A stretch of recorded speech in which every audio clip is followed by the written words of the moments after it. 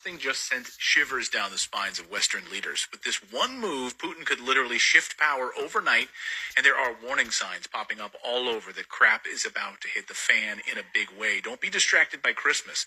You need to be paying attention because, in fact, the World Economic Forum is now issuing a major warning for the United States. History is truly at a turning point.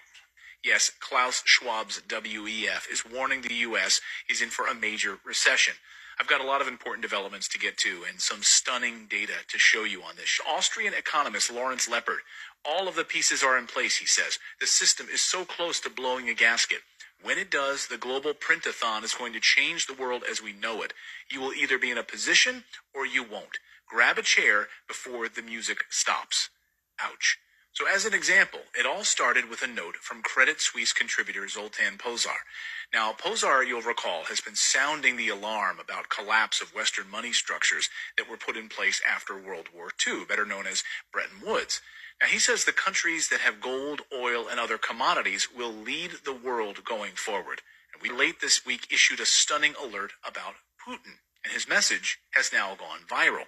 If Putin decides to flip the switch on the Western price cap on its oil by only accepting gold for oil, we would see the price of gold skyrocket to $3,600 an ounce. Basically saying, fine, hey, you want to put a price cap on our oil at $60? Fine. We just won't use dollars anymore. We will use gold. Now, Pozsar says this is not improbable at all. And then gold to double to $3,600 an ounce because of Putin's price move.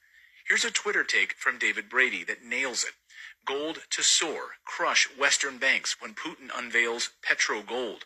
Russia's decision to link gold to oil could bring gold back as a settlement medium and increase its intrinsic value sharply.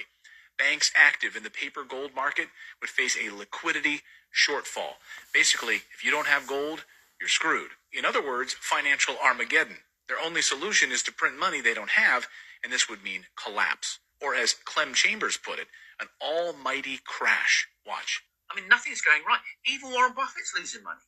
Warren Buffett is losing money. Come on. And I think what we're in now is potentially an oncoming storm. There will be an almighty crash. So in this scenario, Russia's President Vladimir Putin responds to the recently introduced $60 a barrel of oil price cap by asking for a gram of gold for 2 barrels of crude oil.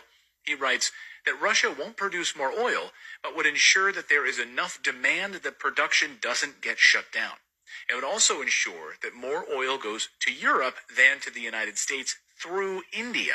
And most importantly, gold going from $1,800 to close to $3,600 would increase the value of Russia's gold reserves and its gold output at home and in a range of countries in Africa, Pozsar describes.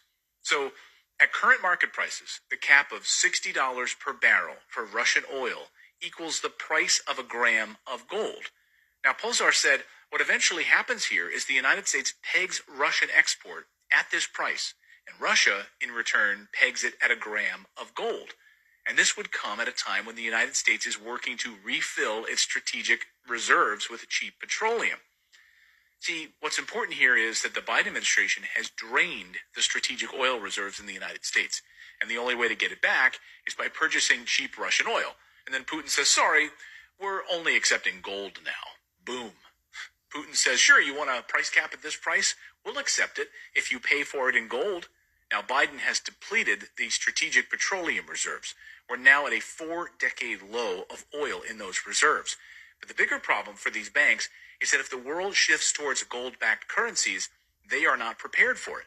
The Western banks are living in a fantasy world right now of fake printed money as Russia, China, and India move towards a currency that is backed by gold.